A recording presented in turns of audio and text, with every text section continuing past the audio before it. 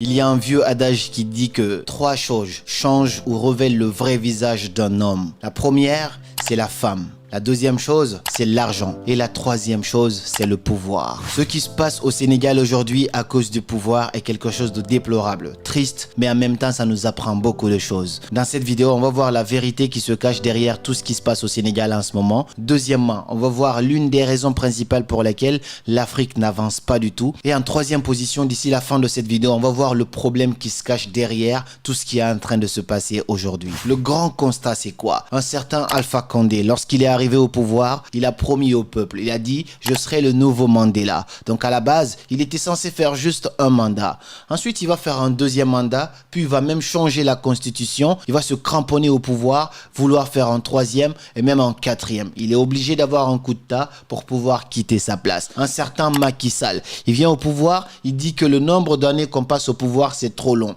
Lui, il va réduire cela. Donc ça veut dire qu'il n'est même pas censé rester plus d'un mandat. Sauf qu'on va voir qu'il va faire un mandat, un deuxième, puis il est même prêt à s'opposer au monde entier, à amener des gens en prison pour se cramponner au pouvoir. Il n'y a pas que ces deux-là, il y en a énormément. La question qu'on se pose, pourquoi ils changent comme ça d'un coup? Pourquoi lorsqu'ils viennent, ils ont des belles phrases, ils ont de belles intentions, tout le monde les adore et au bout de quelques années, on remarque maintenant qu'on est là en face de gens qui sont prêts à tout pour se cramponner au pouvoir. Il y a trois raisons qui expliquent cela. La première raison, c'est que le pouvoir peut changer le cerveau des gens. Lorsque tu t'habitues au pouvoir, ça va être un peu plus difficile pour que tu puisses renoncer à cela. En tout cas, lorsque tu n'as pas certains principes ou certaines valeurs, ou lorsque le cadre n'est pas bien établi pour toi. C'est ce qui se passe généralement pour ces gens-là. Au début, ils vont dire, ouais, je veux juste être le Mandela, prochain Mandela de l'Afrique, ainsi de suite. Mais au final, on voit qu'il reste 1, 2, 3, 4 fois et il veut plus partir au final.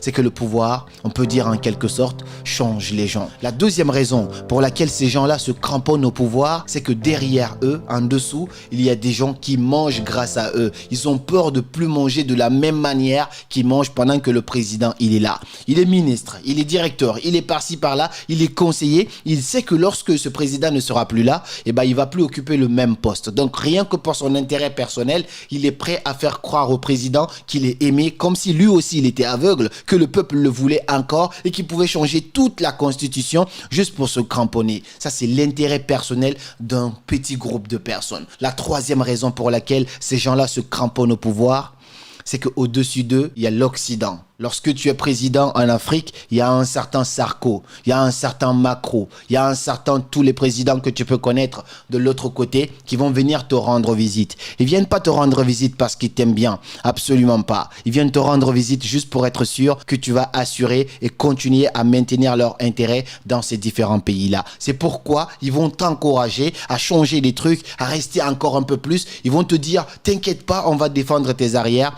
uniquement pour que eux, leur intérêt soit protégé. Pourtant, ils font pas la même chose chez eux. La Constitution, elle est respectée. Personne, même Donald Trump, qui avait les couilles, n'a pas osé changer quoi que ce soit. Lorsqu'il n'a pas été pris pour la deuxième fois, il s'est barré. Mais ils vont te faire croire que toi, dans ton continent, t'inquiète, ils sont au-dessus, ils vont t'aider à changer les choses. Voici les trois raisons pour lesquelles ces gens-là se maintiennent au pouvoir. Mais c'est pas tout. Quel est le problème qui se cache derrière tout ça? D'abord, le constat, c'est quoi? Au Sénégal, aujourd'hui, ce qui se passe, c'est déplorable. Je vais te faire le constat très rapidement.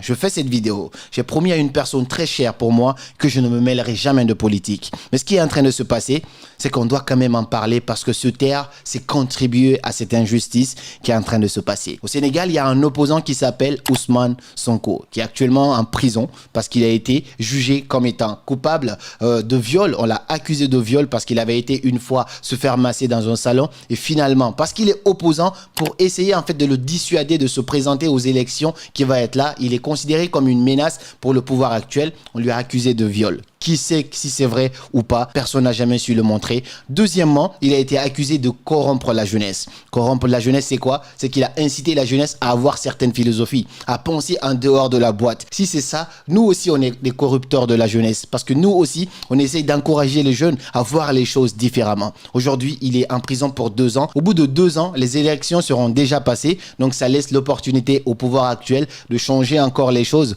pour se cramponner au pouvoir. Voici ce qui se passe aujourd'hui aujourd'hui. Et donc, ce qui est en train de se passer concrètement, c'est que la jeunesse sénégalaise, le peuple sénégalais, une grande partie en tout cas, n'est pas d'accord avec cette décision-là. Donc, sont dans la rue, sont en train de tout barricader, de s'opposer à l'armée, de s'opposer aux militaires, juste pour que cette décision ne soit pas maintenue. Mais c'est quand même triste de voir que dans un grand pays, la justice soit dirigée par le gouvernement. Parce que c'est entre guillemets cela, rien n'a été prouvé, juste une décision a été prise, tout le monde s'attendait à ce que ça se passe comme ça, parce que tout le monde voit où ils voulaient venir, ces gens-là. Mais il y a une chose très importante que ces gens sont en train d'oublier, c'est que la démocratie, c'est le pouvoir du peuple. Mais on a comme l'impression aujourd'hui que certaines personnes s'accramponnent au pouvoir, font tout pour rester là, comme si c'était leur pouvoir à eux. C'est le peuple qui t'a mis là. Si ce peuple-là ne te veut plus, si ce peuple-là, tu n'as pas pu les satisfaire, pourquoi ne pas partir simplement et laisser la place à quelqu'un d'autre? Voilà l'une des raisons principales. L'Afrique ne peut pas aller de l'avant, parce qu'on ne pense qu'à notre propre tête. Tu as le droit de ne pas être à la hauteur. Au début, tu étais aimé, accepté par tout le monde. Si tu n'as pas été à la hauteur, ou si au moins tu as fait ce que tu pouvais, laisse la place à quelqu'un d'autre. Mais ce n'est pas là, ça ne s'arrête pas là. Certaines personnes ne veulent pas que certaines personnes aillent au pouvoir parce que ces personnes-là ne vont pas défendre les intérêts de certaines personnes. Est-ce que tu vois ce que je veux dire un peu? Donc, étant donné que Ousmane Sonko, c'est quelqu'un qui essaie de défendre la jeunesse, il est jeune, il a des idées qui sont très claires et surtout, il est contre la France-Afrique, contre l'impérialisme, contre toutes ces choses-là qui sont en train de nous maintenir dans la pauvreté. Et bien cela ne plaît pas à certaines personnes. Donc ils vont essayer de se corrompre certaines personnes pour empêcher certains groupes de personnes d'être au pouvoir. On a connu beaucoup d'histoires comme ça dans pas mal de pays en Afrique. On n'est pas censé rentrer en profondeur, mais il faut comprendre une chose. On dit que la liberté, parfois, pour l'obtenir, il faut passer par la guerre. Sauf que certaines choses aussi ont une conséquence. Ce qui est en train de se passer au Sénégal aujourd'hui, c'est qu'il y a des biens qui sont en train d'être détruits. Et ça ne renvoie pas que ces biens qui sont détruits. Le problème en Afrique, c'est que des continents, des pays sont en retard, se battent pour essayer de s'en sortir. Comme le Sénégal aujourd'hui qui a une très belle image à l'international. Quand moi je dis aux gens, ouais, je viens de tel pays, on ne me connaît pas mon pays. On dit, ah, il faut que tu dises à côté du Sénégal. Oh, tout le monde connaît le Sénégal. Donc on est d'accord que le Sénégal commençait à avoir une très belle image à l'international. Mais ce qui va se passer, c'est que à force de détruire les infrastructures, toute l'évolution que le pays a fait durant des années, juste à cause de la politique, on va tout détruire parce qu'un certain groupe de personnes ne veut pas céder, ne veut pas quitter, laisser sa place à d'autres personnes pour qu'on puisse évoluer. Ça ne fait pas tout. L'image que ça renvoie aussi à l'extérieur. Les touristes, les gens qui veulent venir visiter les pays, on sait que le Sénégal, normalement de base, c'est safe. Mais là, on va dire, ouais, mais il y a toujours des manifestations. Lorsque tu vas dire, j'ai envie de visiter le Sénégal, on va te demander maintenant, ah, il n'y a toujours pas des manifestations, ainsi de suite. Donc, c'est pas la guerre, on est très loin de là, mais ça renvoie quand même une mauvaise image. Et l'autre dernier problème, c'est que des choses qu'on a mis des années à construire, les panneaux, les routes, les trains, les métros, ainsi de suite, lors des manifestations, on va absolument tout détruire et on va encore se retrouver en arrière. Voici l'une des raisons pour lesquelles l'Afrique n'avance pas. L'autre raison principale pour laquelle l'Afrique ne peut pas aller de l'avant, c'est que, en fait, la justice appartient au gouvernement. Et ça, c'est dommage. Et ça, c'est triste. Normalement, dans des pays forts, la justice, elle est totalement détachée, en fait, du gouvernement. Donc, il y a le pouvoir et il y a la législation. Donc, la législation peut prendre des décisions contre le pouvoir. Mais dans beaucoup de pays en Afrique, notamment ce qu'on est en train de voir au Sénégal, la justice appartient au pouvoir. Le pouvoir décide, telle personne a fait ça, ça et ça. Et donc, le pouvoir décide, en fait, de le sanctionner ça. La justice va appliquer cela. C'est pourquoi, aujourd'hui, on a vu les manifestants aller brûler des départements de droit dans une grande université au Sénégal pour envoyer un message en disant si c'est ça la justice, et ben ça c'est une merde. C'est dommage ce qui est en train de se passer, mais parfois il faut passer par certaines étapes pour qu'on puisse accéder à certaines étapes. C'est très dur pour le peuple sénégalais, grande force, beaucoup de courage parce que c'est un combat qui vaut la peine. Parfois c'est une souffrance qui en vaut la peine, mais c'est dommage quand même de devoir gaspiller notre jeunesse. Pourquoi? Tout simplement, si tu vois que tu n'es pas accepté, tu n'es plus apprécié de la même manière par ton peuple, pourquoi ne pas céder ta place?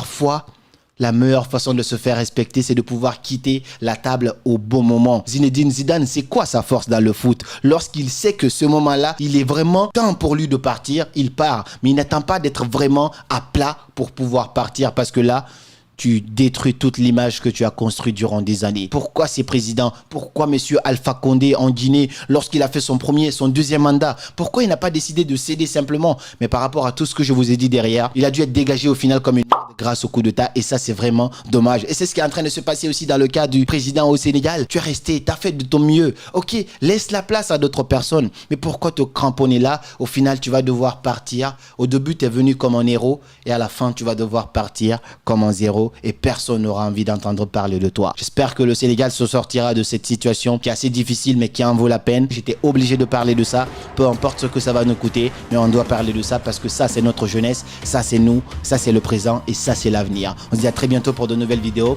et comme toujours c'était Karamo, suivez vos rêves et force le Sénégal.